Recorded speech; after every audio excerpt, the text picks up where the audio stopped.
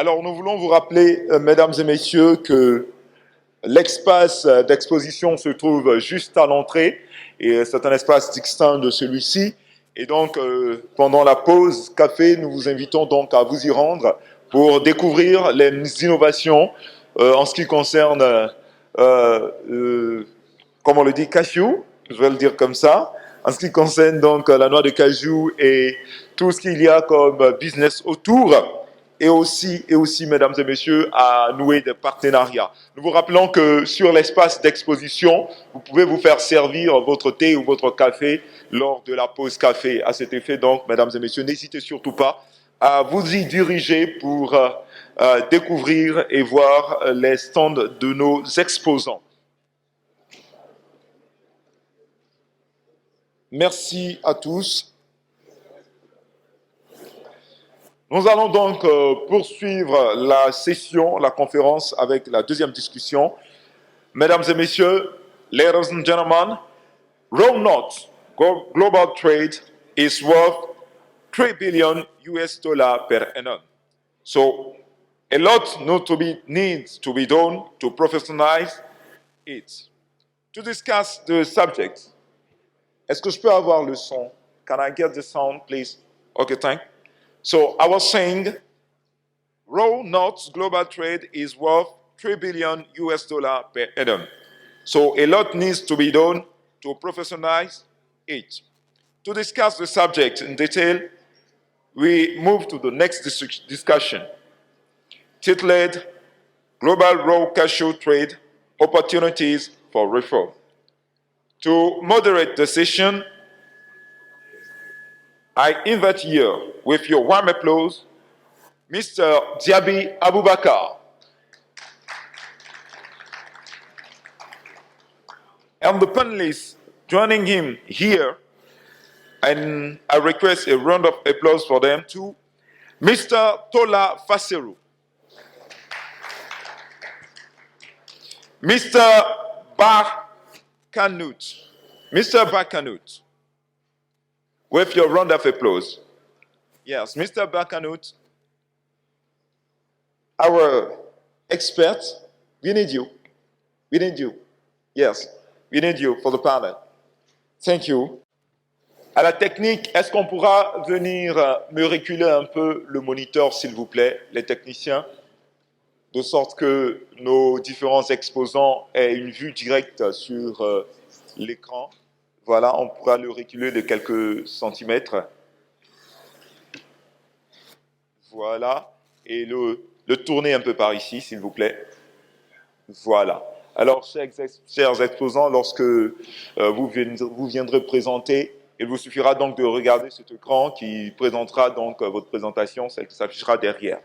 So, ladies and gentlemen, I will invite here, Mr. Berthe Mamadou is there. Thank you. So, I invite here Mr. Roland Quadio. Mr. Roland Quadio is not there. Okay. So, Mr. Chan Wu, Vice Director. Mr. Chan Wu. Mr. Remy Atangana. Mr. Remy Atangana to join them. Is not there? Okay, so thank you, ladies and gentlemen. So with this, I hand over the session and give the microphone to Mr. Diaby Aboubacar. Please welcome him to the microphone. Mr. Diaby Aboubacar. Il y a un ajout, il y a un autre modérateur qui n'a pas été appelé. Rémi, transport et logistique. Est-ce qu'il est là? Il est là? Oui. Il y a aussi M. Diaoné Mohamed, de Diaoné et frères, qui est aussi panéliste.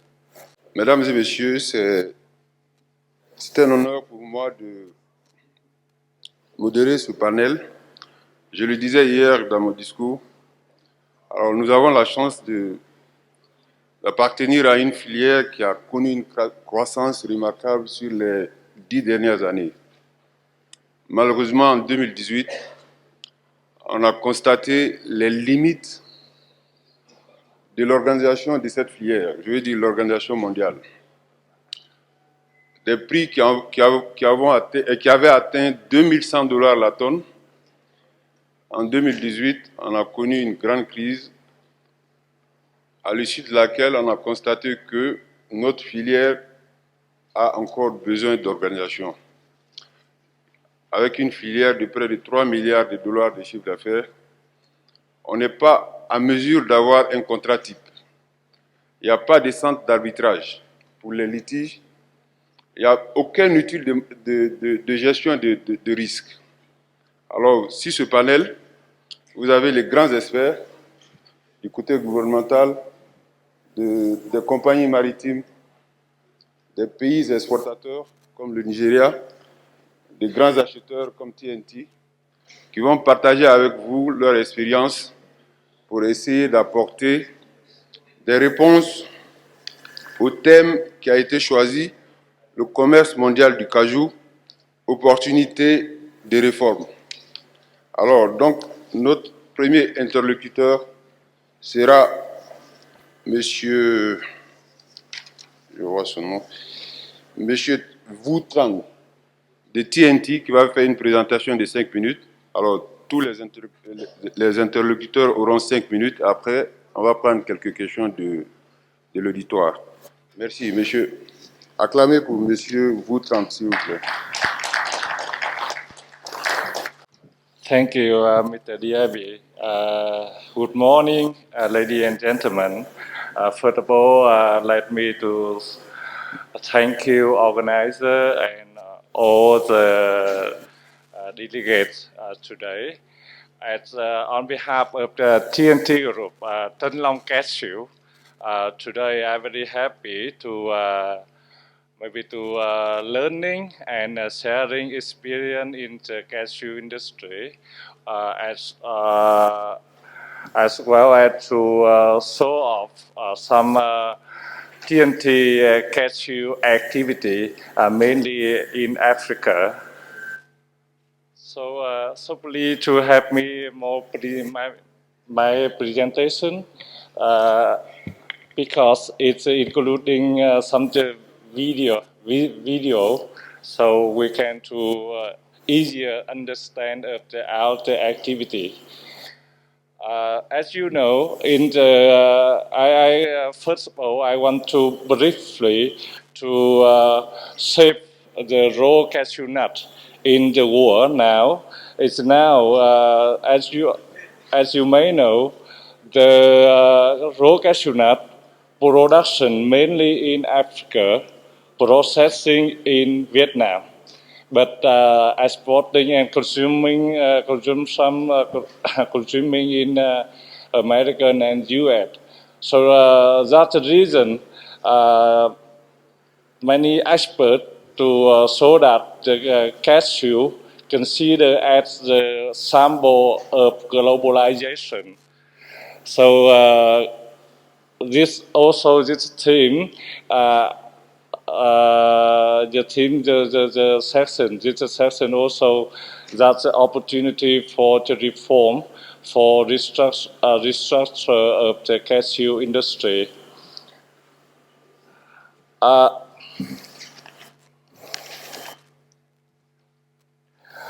So the second, I would like to show how the demand, how much the cashew industry must be changed.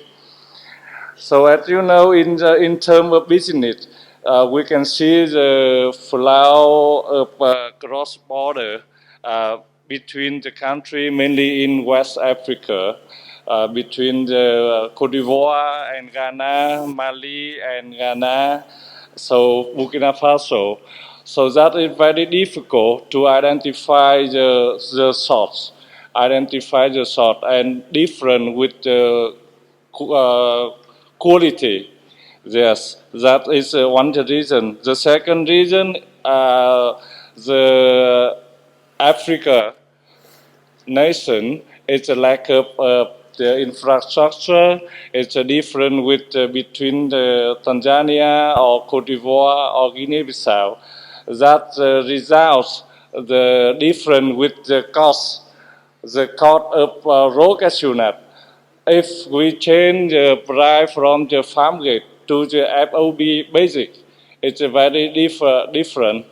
Also, from the FOB to CFR to the Ho Chi Minh of Vietnam, it's very different. The ocean freight, the much different between the Cote d'Ivoire and Guinea-Bissau, for example. After all, I think that in some, that the third reason, I'm sorry, I mentioned to the finance. The finance is very important that to impact directly to making decision, not only in the business but also in the government level. We not have a good solution for the financing. Also, the trade financing to support the exporter, also importer, to can do the business more stability. So that is also now we can see the business environment is changing rapidly. There have advantage, also disadvantage. Disadvantage, or as you know, maybe the virus and COVID outbreak is very to maybe to limit the exchange, the flow of trade. But also, I see that in Africa, we also have advantage in the trade and investment. I see that in this year, 2020, we now have Africa Union and Africa Continent Free Trade Agreement now in hand their activity to more attract more trade and investment.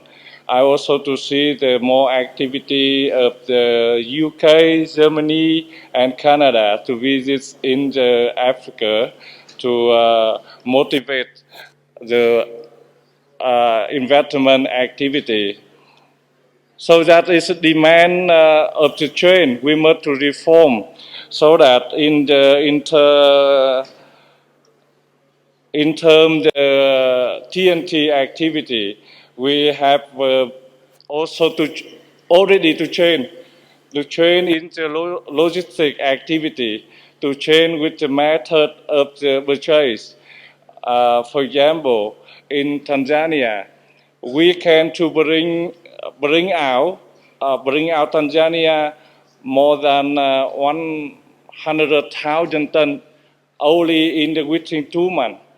We use mainly in the bulk vessel from the Matawa port and one shipping container from the Dar es Salaam, so that we can to release the large quantity within 2 months. And as you know, also now the TNT also bring the one bulk vessel to India, to Mangalore in India. I mentioned to the logistic solution. I hope that in the Cote d'Ivoire, I also to know in Abidjan port just to expand the terminal 2, the second terminal. But I want to maybe in San Pedro we must have another terminal can to do with the bulk vessel like the cocoa. Yeah, that is in. Logistics solution. I want to also mention about the finance solution. Finance solution, maybe in the last year when our team visited Cote d'Ivoire, we must to find out the new way to do with the banking system. For example, the CMA solution, collateral management agreement. That is cooperate between the bank, exporter and importer, seller, buyer, and the bank maybe in the middle to correlating. Just also in as I suggest my suggestion that we must to. So I hope that we must to link more between the government level, associate level, corporate level, and farmer level, because the TNTO way to hope to keep more stable of the raw cashew nut price that is more stable. Because as you know, in the last year, the cashew kernel price maybe fluctuate a little bit, but the raw cashew nut up and down sharply. So that is very risk for the seller, for the raw cashew nut. We also, in my chairman's message, he want to make, maybe to keep the price is good enough for sharing everybody in the value chain. Yes, and also, I think that in the business activity, I hope that we must to very clear and to honor the contract, performance the contract. We must to offer the right the quantity and clear the payment to support. We must maybe I think that the main in order to limit the cost, to more competitive with the other product. Because cashew nut is very good. Everyone to love the cashew, but we, in another term, we must to compete with another product like the walnut and almond, yeah, for example. So wait a moment, I would like to show you my presentation because that is, I think that the action more than word. So I hope that you maybe wait a moment, I can show some activity, my active activity in Tanzania. In my opinion, I hope that in the Cote d'Ivoire, like the World Bank framework suggestion, I hope that the Cote d'Ivoire can build successfully the many warehouse center like Tanzania. In Tanzania, there are around 40 warehouse center. They can very easy to keep to keep the stock. So in the Cote d'Ivoire, the number one of the supplying the production, I hope that the Cote d'Ivoire can build successfully maybe 10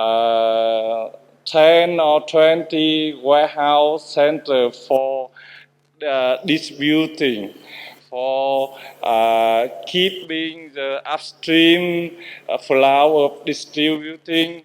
I mean that in the business, if we can do right in the beginning, it's very easy to control and very easy to succeed. That is also to support, to have the importer easy to approach. Yeah. Also, we also this year, 2020, TNT Group also to open a new team in Ghana. Yeah, we know the Ghana very easy to buy, very free to trade. Yeah, that is the trend of the. I think the world trade. Yeah, the world trade. So this is with the video. So please technician to help me to run the video. This slide. Yeah, correct. So please to, it is very good arrangement, logistic solution. I hope that in another country can do like that. That is to reduce cost of the operating.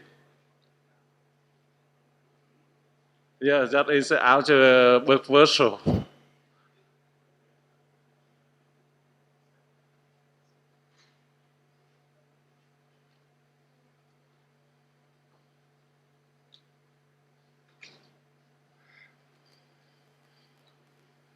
Yeah, thank you. Davi, it's okay. Thank you very much.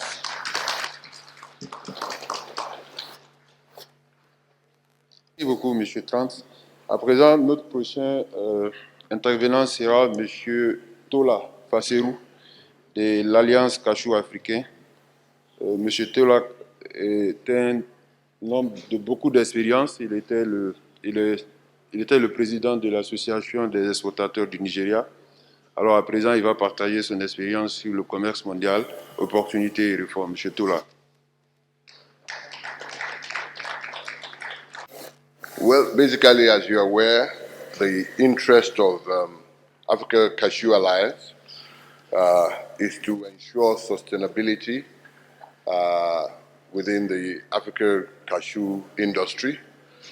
And so the issue of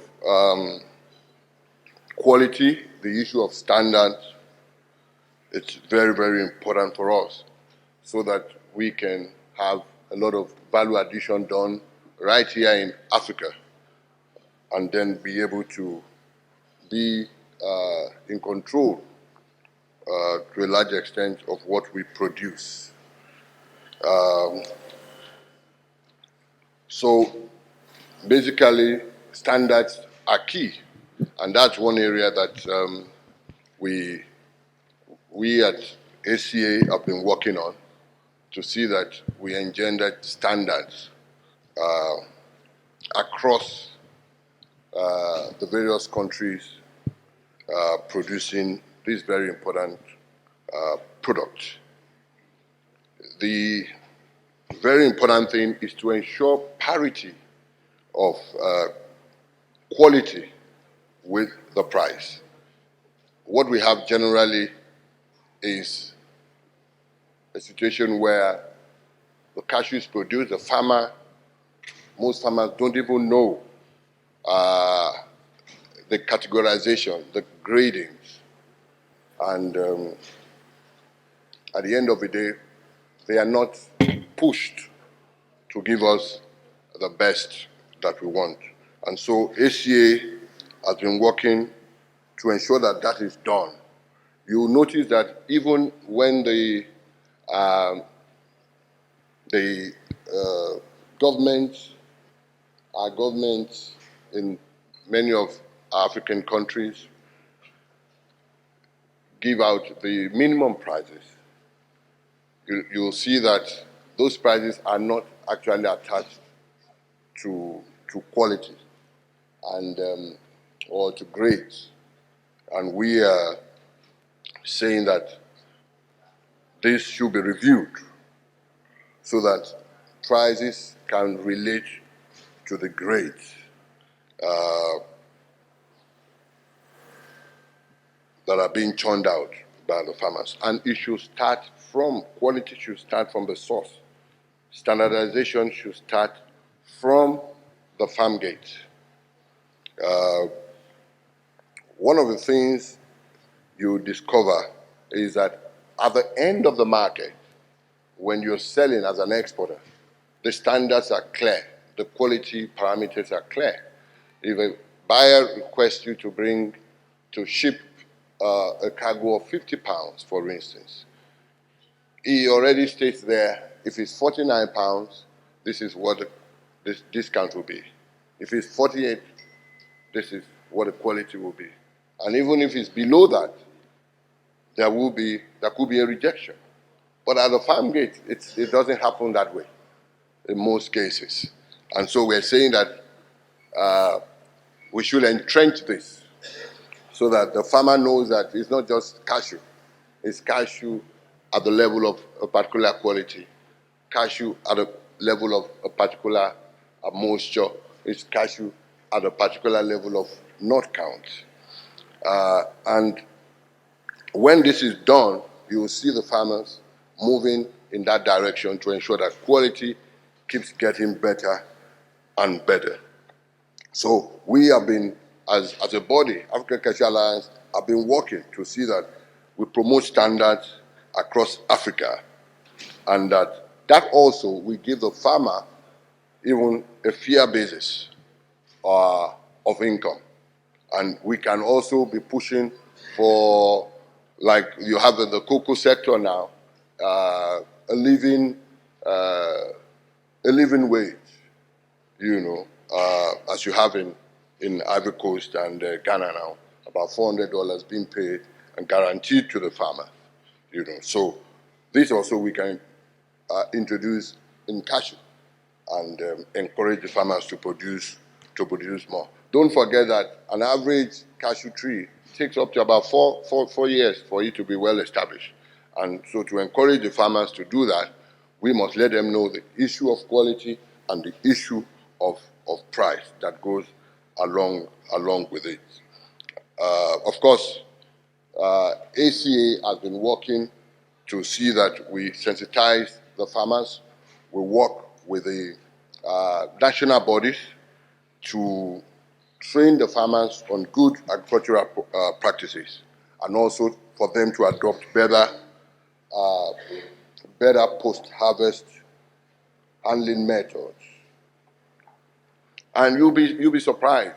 You know, one of the programs we had in conjunction, ACA and the Nigerian Cashew Association, it was actually the first time that a farmer will know that these cashews are actually caught. The sampling is properly done, and then it's caught and the quality is looked at, the kernel is looked at, and from that quality program, quality sensation program we had, it was a game changer for us in Nigeria. And of course, you can see the upward trajectory in terms of the quality that we're getting from Nigeria. Today, the ACA is supporting the standard board in Ghana to set up standards for the raw cashew nut. The idea is to ensure that they're able to safeguard the image of the Ghana brand.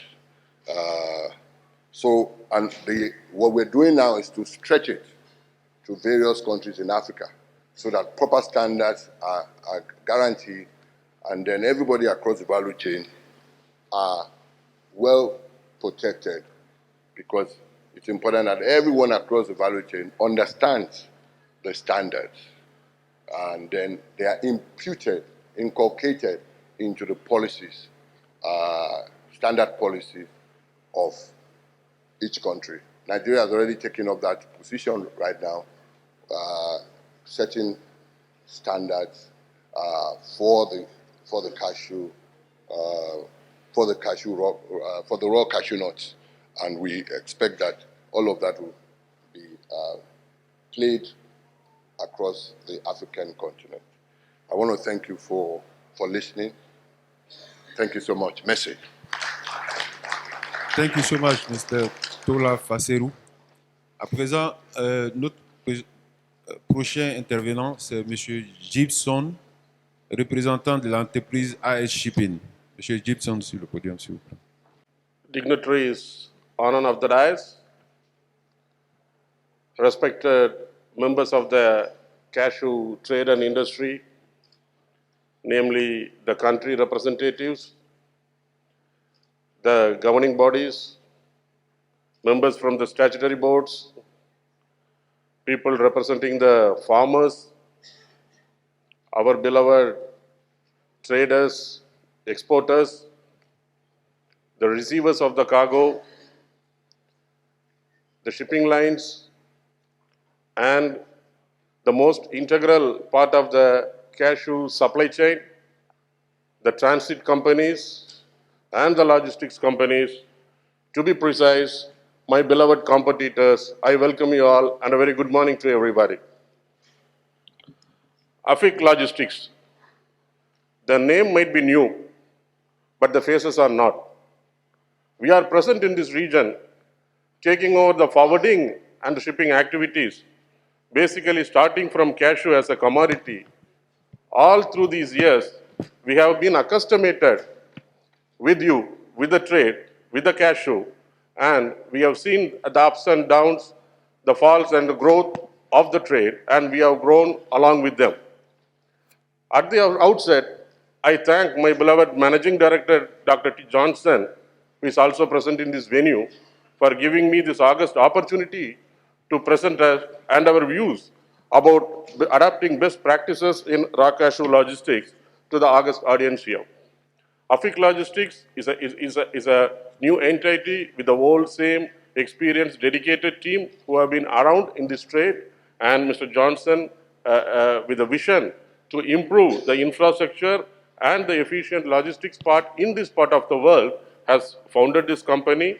And we are also very proud to have a co-founder from the renowned family of Mr. Brito, who is a well celebrated and renowned name in the Indian shipping industry. Thank you, sirs, for this golden opportunity for a new company in the new name, and we go forward.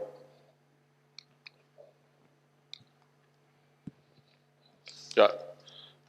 Let us begin with only addressing the key challenges which the traders and the shippers are facing currently. Mainly is the container status update from the port that is being kept as a secret for a long period of time. The shippers and the receivers are equally concerned about the whereabouts of the containers once the container leaves the premises of the stuffing point, be it the shipper's warehouse or be it a CFS or a clearing agent's warehouse. The movement from then on and until the point it reaches destination, every day, every time, every minute counts. So the information flow should start, what we feel is to start from the terminal itself. Because most of the time, say for example in countries like Nigeria, it is very difficult to find out, which containers have gated in and which containers have really gone outbound. Because the system, like even for example in Singapore, once the containers are gated in, you have every information available on the website. The shippers can view, the forwarder can view, the importer can view, okay, this container has been offloaded on ground and it will be scheduled to load on this vessel and this vessel is supposed to sail on this date. These details will be available in the terminal. It will be there in their system because every gate has its gate in EAR, equipment interchange receipt. So only thing is their details has to go online. When this generation is talking about data mining, big data, at least this small information, if it comes online, it will be easy for us to have a visibility. And about the shutout informations. And I think the liners should also step up their vigilance in terms of accepting the cargo and then loading onto the vessel. Because it is almost all uncertain about how many containers will be get loaded on the vessel and it actually sails. Because when in like Guinea-Bissau or be it Nigeria, when any vessel sails, we have to go to the shipping line and they will have the sheet. Like in India we used to check for the lottery results. We have to check all the container numbers are there. If anything missing, it gets loaded or it's not. It's left over. So there has to be a system which can have much better visibility and availability of empties. Empty because this trade, now they have given so much projections, the shipping line representatives and the trade representatives are present here. So you will have a fair idea about how much cargo is going to, how much destinations, like Vietnam, how much they are going to procure. India, what is the ratio? So how about the equipments? 40 foot is preferred in Vietnam, maybe 20 foot is preferred in India. So better allocation of the equipments and inventory with from the shipping lines will definitely help this industry, means it will help them, the traders to run their business efficiently. Then the vessel spaces. Also in the peak of the season, this is the biggest challenge, either on vessel space or vessel skipping or rescheduling, that greatly affects not only the quality of the cargo but also the trade, because the market keeps on fluctuating. So this key information and the key planning from the shipping line is more essentially required to keep this trade alive and better.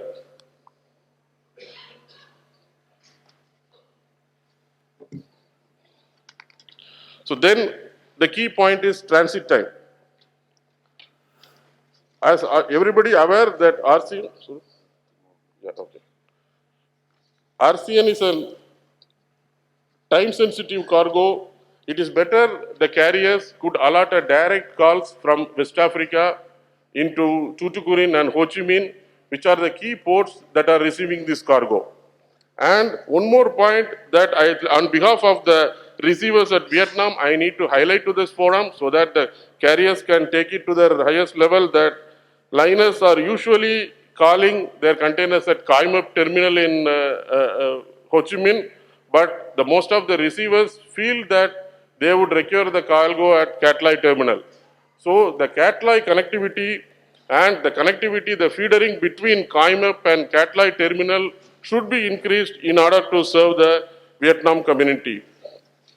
And from the government, we feel that streamlining procedures for exporters for taxation, license should be a core improvement factor. There should be a lesser bureaucracy, combined single window procedures, which can efficiently help us to grow this trade. And as terminal thing we already discussed, the decongestion and the streamlining of gate entry and visibility and container tracking should be improved. And from the exporter side, we feel that precise projection and prompt execution, a well-planned thing is half success. So let us all help each other, and we require the support from the exporter as well. So to conclude, I would say shipping lines, take this as a request from the trade. Please enhance the space on the vessels, and please concentrate on the empty availability. Please increase the frequency during peak period. Try to mobilize direct calls to Tuticorin or Cat Lai, and please improve your connectivity from Kaimap. That's all I represent on behalf of the stakeholders here, and thank you very much for your time. Thank you. Merci beaucoup, M. Gibson. À présent, nous allons recevoir M. Diaby Mohamed, directeur général de l'entreprise exportatrice et transformatrice Diaby et Frères. Diaby Mohamed.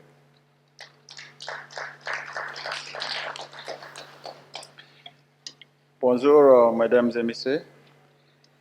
Je voulais faire ma présentation selon notre expérience dans cette filière, dans les différents pays dont nous évoluons. La configuration de cette salle aujourd'hui, avec plus de 36 pays représentés, prouve à suffisance l'intérêt porté à la filière. Mais il faut reconnaître que cette filière doit être redynamisée. Nous avons besoin de réformes.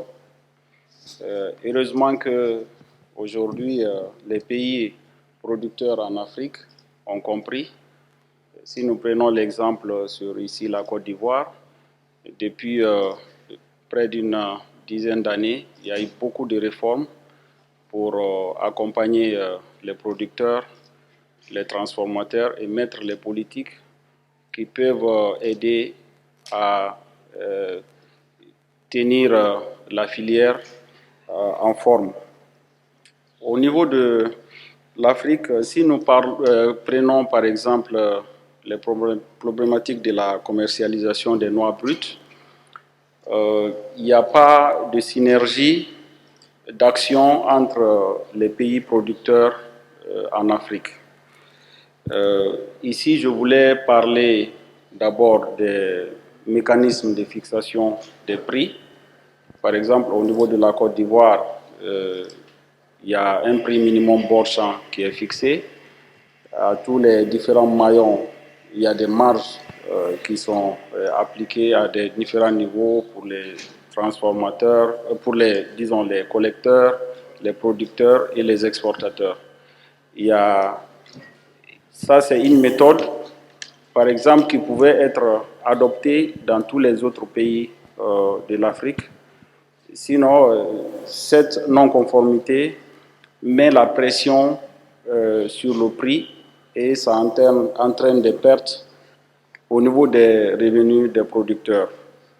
La Guinée est un pays voisin à la Côte d'Ivoire. Si la Côte d'Ivoire fixe le prix minimum boursier à 400 francs, avec des redevances et des taxes bien spécifiques, au niveau de la Guinée, par exemple, il n'y a pas de taxes. Ce qui fait qu'il sera difficile pour la Côte d'Ivoire de maintenir son prix si la Guinée n'a pas suivi la même logique.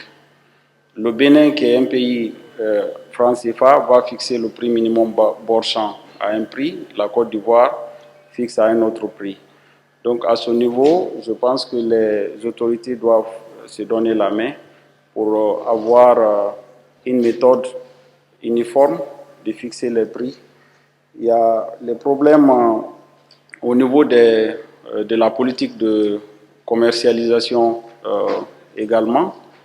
Certains pays sont organisés, d'autres pays ne sont pas organisés. Cela entraîne également des problèmes parce que nous n'arrivons pas à maîtriser le système de commercialisation. Comparativement à l'Inde ou au Vietnam, où les prix sont fixés pratiquement au niveau juste par rapport à la qualité. Donc nous prenons l'opportunité ici de remercier toutes les délégations officielles ici présentes, telles que la Guinée, le Bénin, le Burkina, pour transmettre le message pour que les différents pays puissent se donner la main et rendre la filière beaucoup plus solide. Il ne s'agit pas d'avoir des prix très hauts ou des prix très bas. Il s'agit simplement d'avoir une filière stable où les acteurs peuvent faire des prévisions qui sont plus ou moins acceptables. Ça pourra encourager les banques, les investisseurs, les financiers à se lancer dans la filière. Parce que si nous n'avons pas une visibilité, tantôt le prix il est à $2100, l'année qui suit le prix descend à 1300, ça devient très difficile même pour nous, les acteurs de la filière. Il y a également le problème de la transformation. Vous avez suivi tous les experts qui sont passés. Nous sommes tous d'accord que l'Afrique est un grand producteur d'anacarde. Nous produisons plus de 2,2 millions tonnes, mais nous transformons moins de 10%. Cela cause un problème à tous les niveaux, pas seulement au niveau de l'Afrique, mais aussi même au niveau des transformateurs, des pays transformateurs tels que l'Inde et le Vietnam, parce que aujourd'hui, il y a une dépendance totale des pays transformateurs. Donc, en cas d'une petite crise, tous les pays sont acteurs de la filière sont affectés en même temps. Donc, il faut encourager la transformation dans les pays producteurs. Nous produisons, nous devons transformer pour avoir des débouchés sur le marché international directement à des consommateurs finaux. Ici, ce n'est pas pour décourager nos partenaires vietnamiens et indiens qui viennent acheter chez nous, mais ça pourra également les aider, puisque c'est des pays qui ont déjà pris le devant dans la technologie, dans l'expertise et même les moyens et l'accès sur le marché du consommateur final. Donc, l'implication des acteurs majeurs du Vietnam et de l'Inde dans la transformation en Afrique va aider à maintenir la stabilité de la filière. Merci. Merci beaucoup, M. Diaoundé Mohamed. À présent, nous allons recevoir au pupitre M. Atangana Rémi, directeur commercial de Bolloré Transport et Logistique.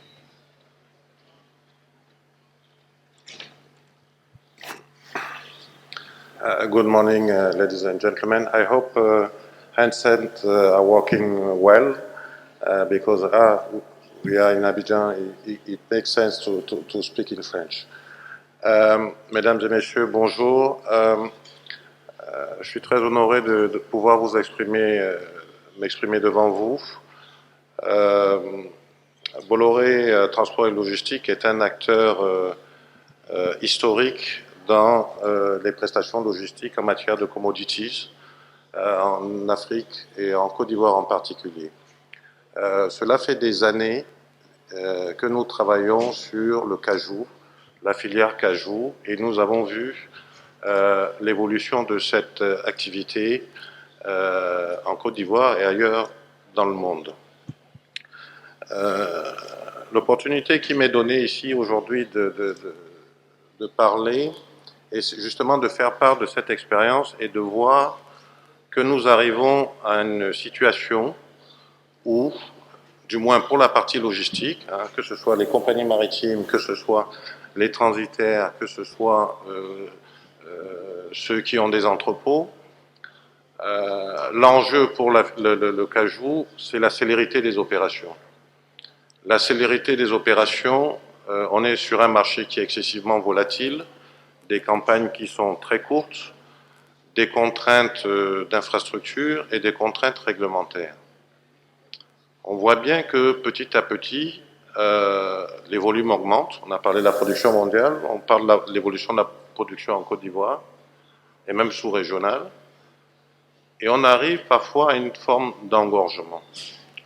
Alors nous, Bolloré, comme d'autres acteurs, des confrères à nous, essayons chacun de son côté d'apporter des solutions logistiques innovantes.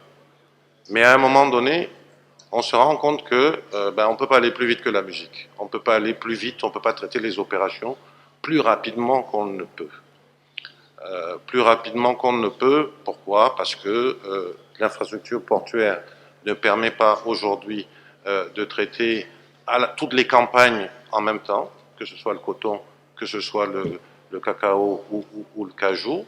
Les perspectives qu'il y a avec l'ouverture du second terminal vont considérablement améliorer la situation. Mais en attendant, on est dans une situation où, et là la campagne va commencer, où on attend aussi des exportateurs ou des acheteurs une certaine forme d'organisation de votre logistique de manière à nous permettre, nous derrière, de la traiter de la manière la plus efficace possible. On est sur un marché où il y a énormément d'acteurs, énormément d'exportateurs et autant d'acheteurs. À un moment donné, il faut absolument que nous puissions tous anticiper les campagnes. Les autorités, on compte sur le support des autorités pour qu'il y ait une célérité des opérations dans le traitement administratif, l'ouverture des gates au niveau du terminal, mais également la structuration de vous, les exportateurs et ou des acheteurs, de manière à ce que nous puissions traiter le plus rapidement possible les opérations. Merci de votre attention et bonne campagne à tous. Merci, M. Atangana. À présent, nous allons recevoir M. Ba Kant Not de l'entreprise Vina Control, expert dans l'analyse qualité au Vietnam.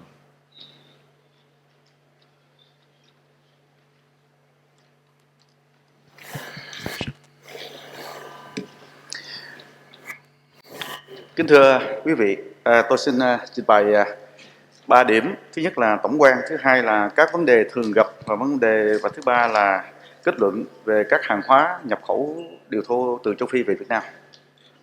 Uh, Ladies and gentlemen, on behalf of Vinacontrol, an inspection organization in Vietnam, I would like to present my presentation about the quality of raw cashew nut that import to Vietnam. And my presentation includes three parts. First of all is the overview. Second one is the common problems, and the third one is the conclusion. Châu Phi là nguồn cung cấp nguyên liệu lớn nhất cho ngành sản xuất và chế biến điều Việt Nam. Số lượng cung ứng hàng năm không ngừng tăng và đạt hơn 1 triệu tấn cho 2 năm, chiếm gần 90% thị phần điều thô nhập khẩu vào Việt Nam. Chất lượng điều thô nhập khẩu được cải tiến rõ rệt trong những năm gần đây, nhất là vụ mùa năm 2019, hiện tượng mọc mầm, thối rữa, ẩm mốc đã ít xảy ra. Điều đó chứng tỏ các nhà cung ứng đã thấy được tầm quan trọng về việc kiểm soát độ ẩm hạt điều trước khi xếp hàng vào container. Africa is the largest source of raw materials for Vietnam cashew production and processing industry. The annual quantity is constantly increasing and reached more than 1 million tons in 2 consecutive years. 2018, 1.084 million tons, and 2019, 1.446 million tons, accounting for nearly 90% of Vietnam's imported raw cashew nuts. The quality of imported raw cashew nuts has significantly improved in recent years, especially in the 2019 crop. The phenomena of sprouting, rotten, and moldy goods infrequently happen, which prove that the suppliers have seen the importance of cashew moisture control before loading into containers. Hàng hóa đã được phơi đúng kỹ thuật, sử dụng máy kiểm tra độ ẩm thường xuyên cho tới khi đạt yêu cầu mới xếp hàng vào container để xuất khẩu. Từ đó, các nhà xuất khẩu điều thô châu Phi đã từng bước áp dụng tạo dựng uy tín và thương hiệu riêng cho mình, xây dựng được hình ảnh thân thiện, ấn tượng và tạo niềm tin tốt với các nhà nhập khẩu điều thô Việt Nam. Humidity testing machines have been regularly used and the goods have been properly dried until they meet requirements to load into containers for export. Hereby, African raw cashew exporters have gradually built their own reputation and brand, built up a friendly and impressive image, and create good faith with raw cashew importers in Vietnam. Phần 2, các vấn đề thường gặp. Các nhà nhập khẩu điều thô của Việt Nam rất mong muốn nhận được các lô hàng có chất lượng ngày càng tốt hơn để giảm thiểu chi phí, nâng cao hiệu quả trong sản xuất kinh doanh và giữ vững thương hiệu là nước xuất khẩu nhân hàng đầu thế giới. Tuy nhiên, trong gần 2 năm đây, theo kết quả giám định của Vinacontrol cho thấy vẫn còn một số vấn đề về chất lượng đối với hạt điều thô nhập khẩu từ các nước châu Phi như sau. Raw cashew importers in Vietnam really want to receive shipment with better quality in order to reduce cost, improve production, business efficiency, and maintain the brand as a world-leading cashew kernel exporter. However, in the last 2 years, according to Vinacontrol inspection result, there are still some quality problems of raw cashew nuts imported from African countries as follows. Một số lô hàng vẫn còn tình trạng bị ẩm mốc, lẫn nhiều tạp chất. Điều này đã cho thấy một số ít nhà cung ứng đã chưa kiểm soát tốt về chất lượng hàng hóa, nhất là kiểm soát độ ẩm trước khi xuất vào container. Some shipments still have the phenomena of moist, moldy, and sprouting goods or goods with foreign matter. This shows that a few suppliers have not controlled the quality of goods, especially moisture control before loading into containers. Tại mùa vụ năm 2019, nổi lên một vấn đề ảnh hưởng nghiêm trọng đến chất lượng điều thô nhập khẩu vào Việt Nam. Đó là trộn lẫn hàng mùa vụ cũ xảy ra rất nhiều, gây khó khăn cho việc sản xuất chế biến. In the 2019 crop, an emerging problem seriously affects the quality of raw cashew nuts imported into Vietnam market. The problem of mixing nuts of the old crop with those of the new season causing an array of difficulties for production and processing. Với việc trộn lẫn hàng hóa mùa vụ cũ đã gây ra hậu quả nghiêm trọng đối với các nhà nhập khẩu Việt Nam, tốn chi phí lao động cho việc phân loại hàng hóa mùa cũ và mới trước khi đưa vào chế biến. The mixing between nuts of the old crop and those of a new season has caused serious consequences for Vietnamese importers. Incur expenses for labor to classify old and new seasonal goods before they are processed. Chất lượng nhân điều sau khi chế biến giảm rõ rệt, tỷ lệ nhân vàng, nhân nám, tăng suất cao, đặc biệt là mùi vị của nhân điều không còn đặc trưng. Một số lô hàng đã không đạt tiêu chuẩn xuất khẩu, điều đó gây khó khăn cho ngành điều Việt Nam khi xuất khẩu điều nhân ra nước ngoài. Thậm chí một số khách hàng đã từ chối và trả hàng về vì chất lượng, mùi và vị đã không đạt yêu cầu, gây thiệt hại về tài chính rất lớn cho các doanh nghiệp xuất khẩu kinh doanh điều Việt Nam. Quality of cashew kernels after processing is significantly reduced. The rate of yellow and blemish kernels highly increases. Especially, kernels no longer have the characteristic of smell and flavor. In some bad cases, cashew kernels can completely lose their smell and flavor. Shipments do not meet export standard, which lead to difficulties for Vietnam cashew industry to export cashew kernels to other countries. Some customers even refuse and return goods because of the unsatisfactory quality and flavor, causing huge financial losses for cashew production and trading companies in Vietnam. Chúng tôi khuyến cáo các doanh nghiệp xuất khẩu nên thương lượng với các nhà nhập khẩu về vấn đề mùa vụ cũ và mùa mới trước khi xếp hàng. Đồng thời nên tách hàng mùa vụ cũ và mùa mới theo từng lô riêng biệt để giảm thiệt hại tài chính khi hàng hóa về đến Việt Nam. We highly recommend that exporters should negotiate with importers about the issue of old and new season cashew nuts before loading. At the same time, it is necessary to separate the old and new season cashew nuts in different shipments to reduce financial losses when goods arrive at Vietnam ports. Phần thứ ba, kết luận. Trên đây là những ghi nhận về thành quả, chất lượng mà ngành điều châu Phi đã đạt được khi xuất khẩu vào thị trường Việt Nam, cũng như những vấn đề còn tồn tại. Năm 2020, Việt Nam sẽ tiếp tục nhập khẩu điều thô từ châu Phi nhiều hơn. Việt Nam mong muốn rằng các doanh nghiệp xuất khẩu điều châu Phi có trách nhiệm nhiều hơn trong việc cung cấp hàng hóa cho thị trường Việt Nam, đảm bảo đủ số lượng và đúng chất lượng như hợp đồng đã ký kết. In conclusion, these are the records of the quality achievements that the African cashew industry has achieved when exporting raw cashew nuts to Vietnam markets, as well as the remaining problems. In 2020, Vietnam will continue to import more raw cashew nuts from Africa. Vietnam expects that African cashew exporters take more responsibility in supplying raw cashew nuts to Vietnam market and ensuring the quantity and quality as the side contracts. Cuối cùng, chúc mối quan hệ, hợp tác giữa ngành điều Việt Nam với ngành điều châu Phi càng thêm bền vững, cùng nhau phát triển. Chúc hội nghị thành công tốt đẹp. Finally, wishing Vietnam cashew industry and African cashew industry a sustainable and mutual developing relationship and cooperation. Wishing a conference a success. Thank you. Thank you.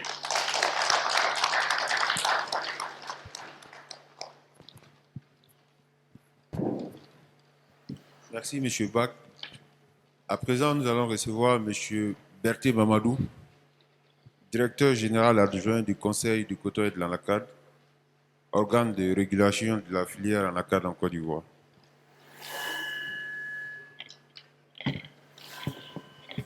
Bonjour, mesdames, messieurs. Ma présentation va porter sur 4 points. D'abord, les principales mesures de structuration de la filière anacarde en Côte d'Ivoire.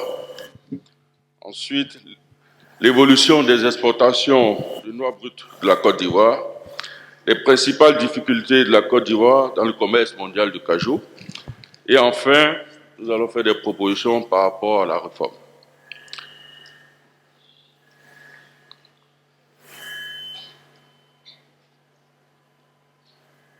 En Côte d'Ivoire, nous avons essayé de mettre des mesures de structuration de cette filière. Ces mesures ont porté essentiellement sur 2 points. D'abord, la mise en place d'un dispositif de conseil agricole dédié aux producteurs d'anacarde. Donc, vous constatez qu'en Côte d'Ivoire, nous avons aujourd'hui un encadrement dédié à nos producteurs, ce qui nous a permis de mettre 274 conseillers agricoles au profit des producteurs. Et en termes de résultats, nous sommes aujourd'hui à 300 000 producteurs qui sont directement encadrés.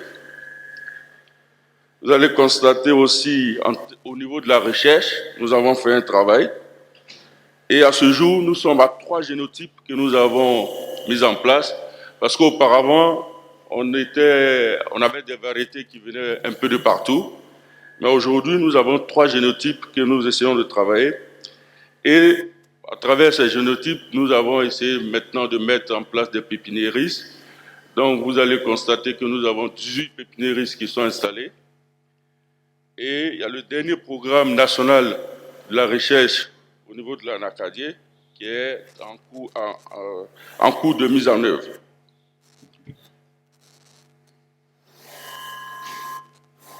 Aussi, comme je disais, le deuxième point, c'est l'organisation de la recherche.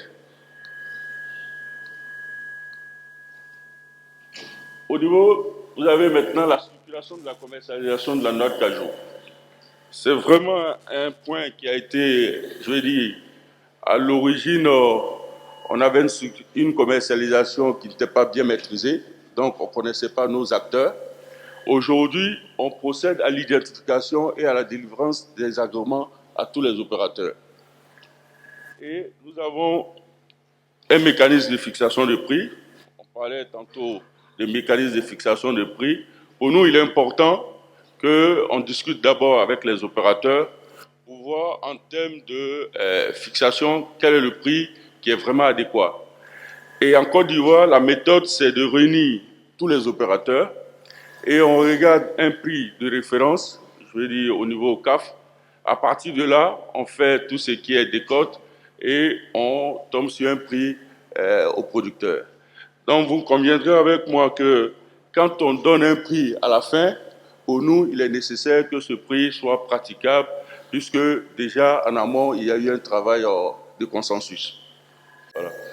La mise en place d'un dispositif de contrôle qualité et suivi de commercialisation. Je pense bien qu'en 2014, vous avez constaté une innovation au niveau de la commercialisation de noix brutes en Côte d'Ivoire, c'est le contrôle de taux d'humidité. En réalité, pourquoi nous avons initié cela?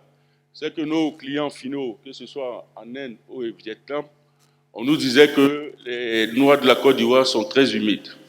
Donc on a essayé de mettre ce dispositif qui, ma foi, nous a donné des résultats vraiment directs. Les années de après 2014-2015, on a constaté des taux d'humidité en Côte d'Ivoire qui vacillaient entre 7 et 10%.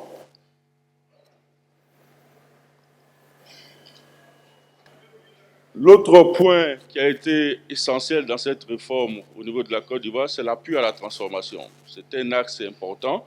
Et le gouvernement ivoirien a insisté et a pris des mesures de soutien pour que la transformation soit à un certain niveau. Parce qu'en réalité, quand vous transformez environ 800 000 tonnes de noix brutes, et malheureusement, on est encore à un taux de transformation inférieur à 10, il fallait nécessairement des mesures courageuses.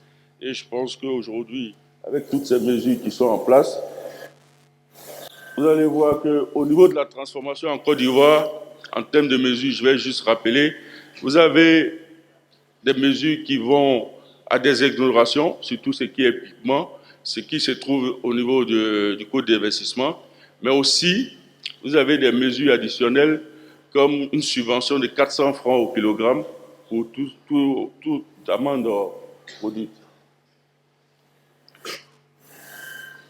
L'autre point de ma présentation, ce sera le point des exportations, l'évolution des exportations en Côte d'Ivoire.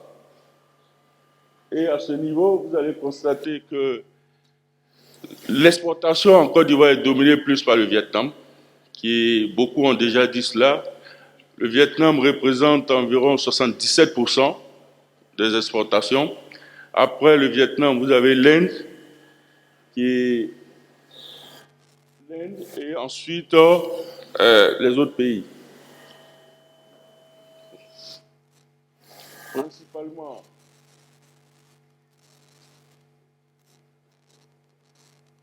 voilà. Donc ici, vous avez la part des principaux pays qui importent au niveau de la Côte d'Ivoire. Donc, comme je disais, le Vietnam 77, l'Inde 20%, et vous avez le Brésil qui est pratiquement à 1%.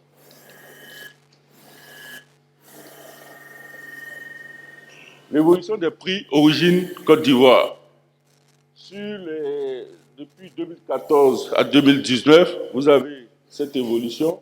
Ce qu'on peut noter, c'est que 2017 et 2018, nous sommes arrivés à des niveaux de prix. Mais 2019, avec tout ce que nous avons connu comme difficulté au niveau mondial, les prix sont en chute libre. Je vais vraiment m'attarder sur ce point en termes de difficultés que nous rencontrons au niveau de la commercialisation de nos noix. Le non-respect des termes de contrat, le manque de consensus sur les résultats,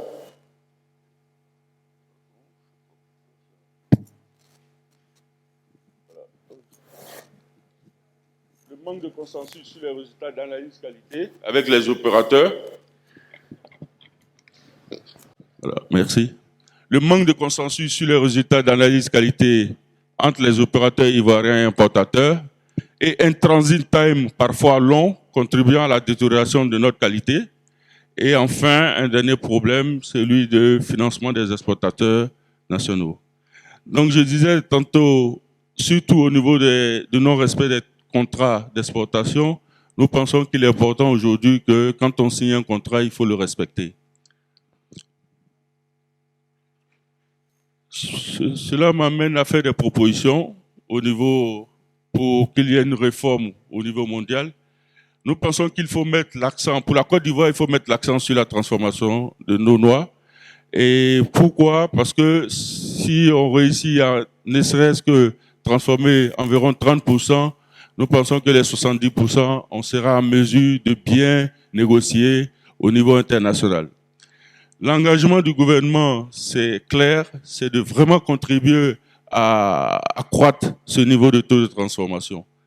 Le deuxième point, avec la mise en place du Conseil international consultatif du Cashew, nous saluons déjà, l'adhésion récemment du Nigeria, mais il est important que cet outil puisse maintenant dérouler et mettre en place des instruments tels que la Cour d'arbitrage des litiges entre les opérateurs, une bourse de la NACAD pour lutter contre l'asymétrie des formations et de la volatilité des prix, et enfin un système harmonisé de contrôle de la qualité marchande.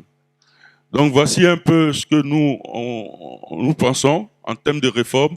Il faut que tous les pays adhèrent à cela, et cela m'amène à faire un clin d'œil à nos partenaires, traditionnels, que ce soit l'Inde et le Vietnam, afin d'adhérer, à cette institution. Merci.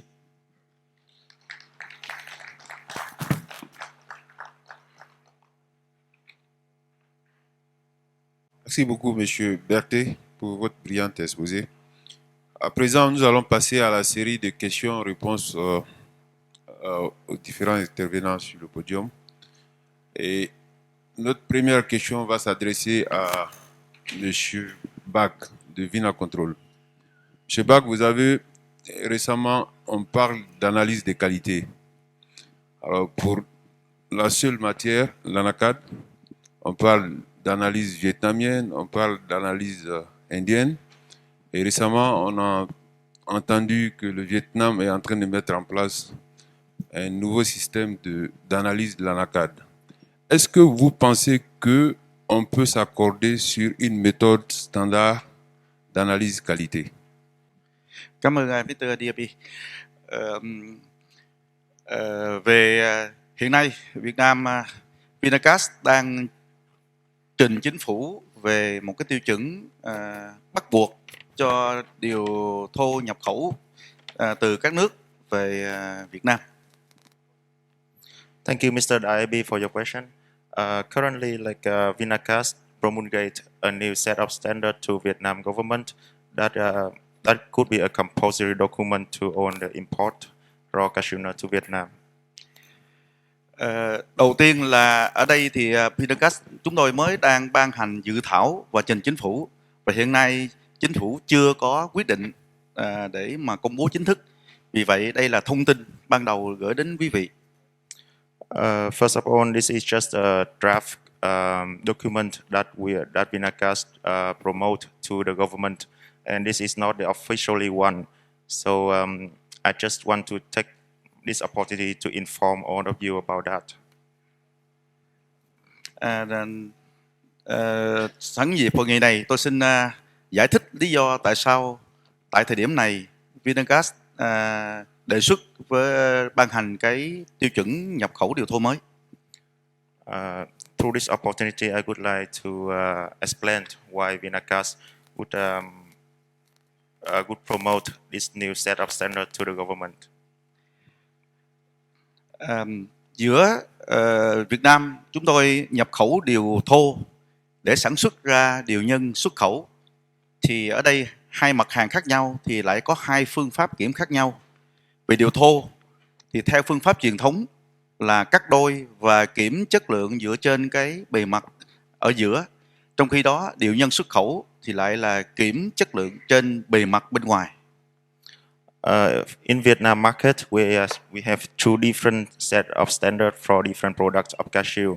For the raw cashew nut, we are doing the testing method of cutting the nuts, and then we check the surface of in the middle of the nut.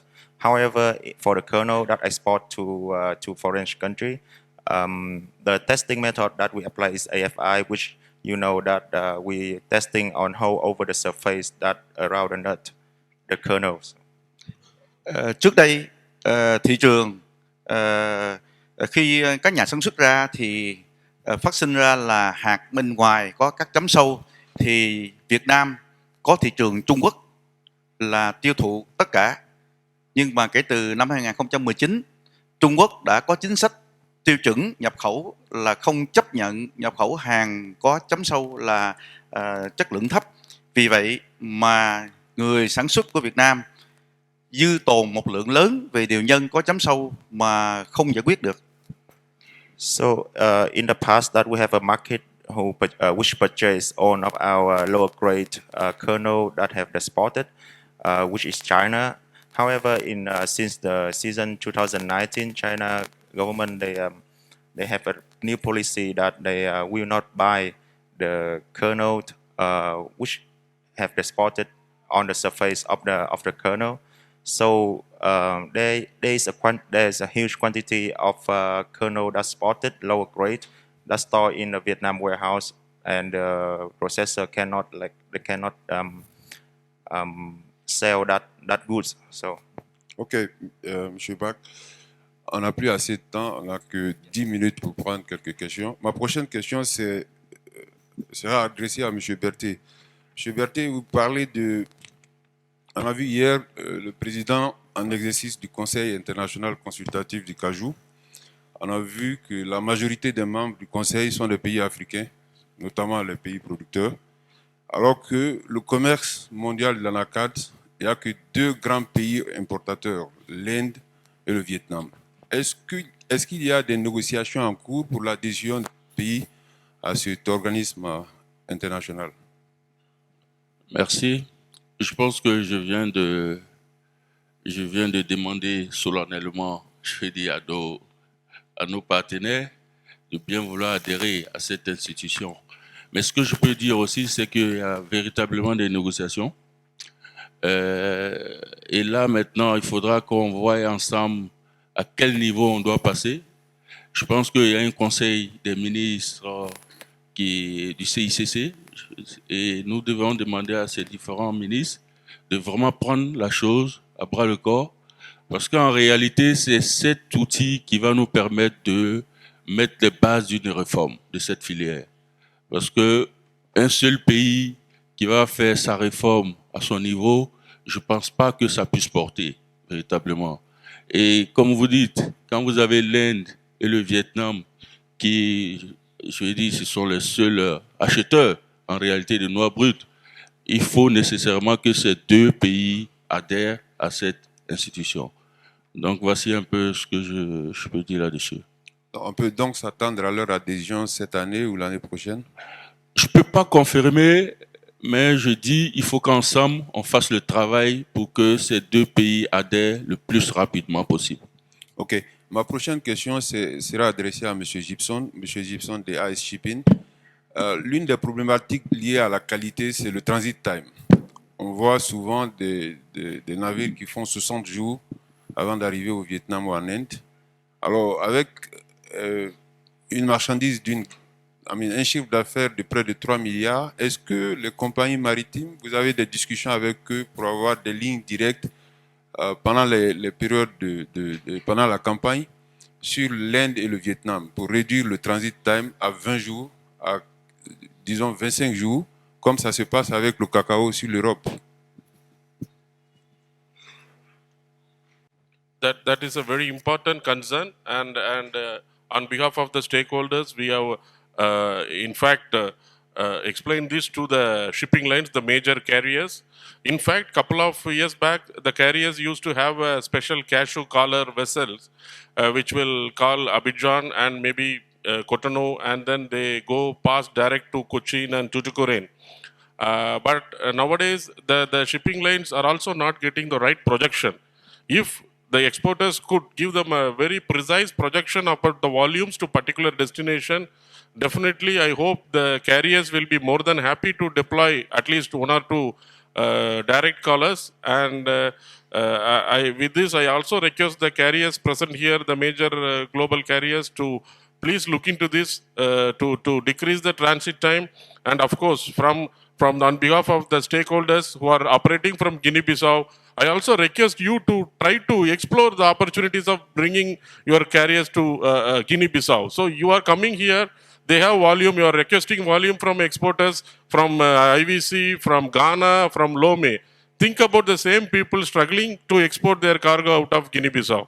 Try to get into Guinea-Bissau, try to put two feeders, try to get to the cargo relay out. You reciprocate the support these Cashew people giving to the shipping lines, and I think that the trade can succeed with helping each other. Please take this, note this point, and I believe the carriers will definitely rely on this. Yeah, thank you. Thank you. Merci beaucoup.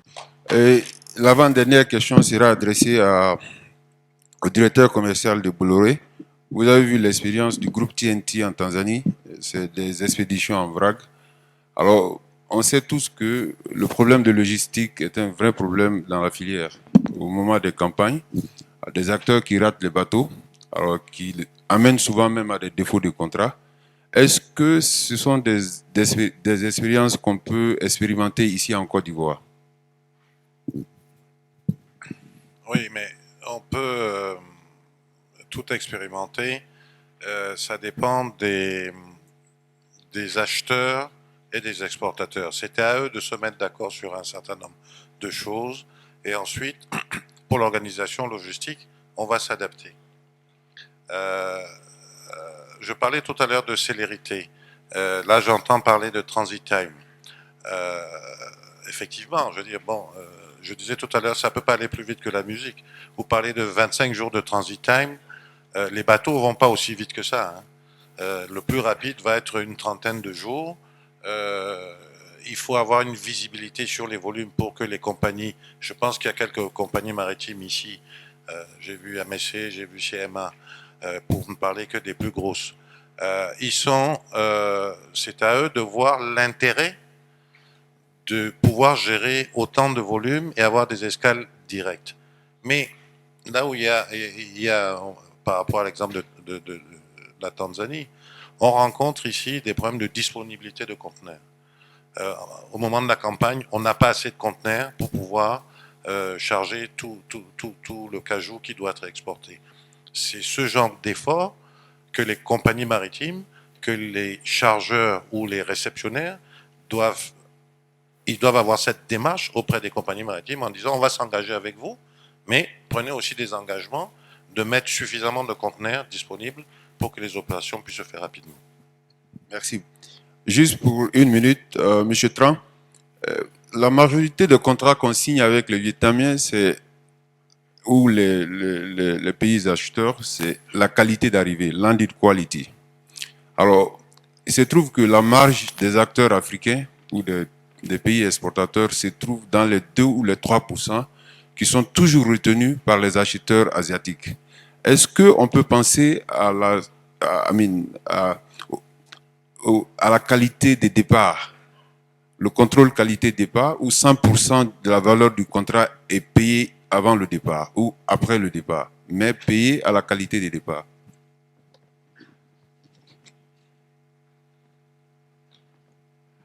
Thank you, Diaby. So we talk about the margin when we to contribute in the value chain. So I think that because if in the upstream flow of distributing, we would add to control the quality. So we must to reduce to save the cost. And then when the cost in the processing in the Vietnam, also we have a more competitive price.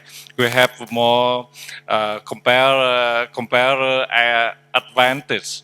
So we now just to enter into the cashew industry, but with the very invest more resources.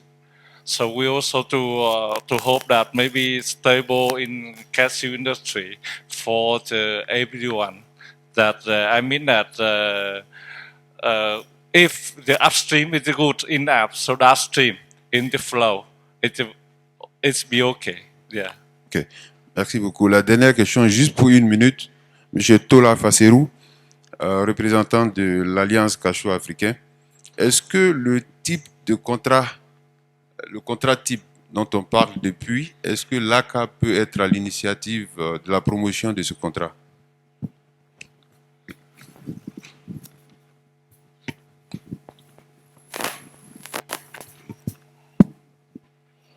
Well, Africa Cashew Alliance is in the center to ensure sustainability of the African cashew industry. And so when you are talking about issue of standards, quality, I mean, these are very key areas that the Alliance is working on and taking upon itself to ensure that we are able to flow in a way that everybody's position is well protected. All the stakeholders, from the farmers to the middlemen, the exporters, the processors. And then on the issue of the contract that you mentioned, basically, when you look at it, just like you said, at the end of the day, when an African signs a contract with a Vietnamese, for instance, it's based on landed quality, landed weight. And it's been a control that actually determines all of that. Mr. Yont is there. He's a big man that determines the end of the business. We think that there should be a fairness in the sense that there should be something central and a system whereby it's not skewed to one side. You know, so I think going forward, that has to be looked at such that we have a central body, you know, that protects both the seller and the buyer. Okay. So ACA is ready to work on that with all the various stakeholders. Thank you so much, Mr. Tola. Alors, je voudrais clôturer ce panel en remerciant les panélistes pour la qualité de leur présentation et des échanges. Je voudrais remercier particulièrement le directeur général adjoint du Conseil du côté de la LACAD. J'invite donc les acteurs à se donner la main. C'est vrai que la filière du cajou mondial présente beaucoup de défis, mais elle présente également beaucoup d'opportunités. Alors nous devons nous donner la main. Je pense qu'en se donnant la main, nous pouvons relever les défis. Alors je vous remercie. Merci beaucoup. Put hands together, se donner donc la main pour faire avancer la filière cajou. Et c'est sur ce que cette deuxième séance prend fin. Mesdames et messieurs, vos ovations pour les panélistes et le modérateur, s'il vous plaît. Et je vais donc inviter le modérateur, M. Diaby Aboubacar, à remettre les mementos à chacun de nos panélistes. Merci donc d'honorer ces distinguées personnes qui nous ont instruites de leur savoir. Mesdames et messieurs, sous vos ovations et vos encouragements, Monsieur Diaby Aboubacar va donc remettre à Monsieur Trangvu, vice-directeur de Tanglong Group, et ensuite à Monsieur Bakkanut,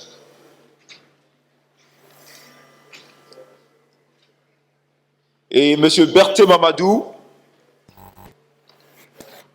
Chacun donc recevra donc ce memento en signe d'honneur pour marquer donc nos reconnaissances.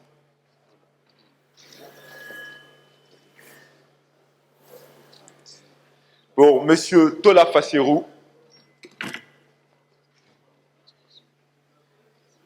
et enfin celui de M. Roland Quadio, M. Mohamed de Bolloré, c'est cela? Ok, two more. Merci donc.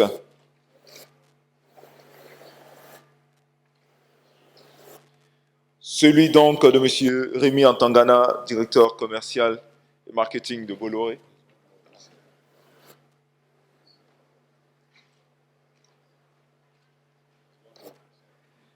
Un autre.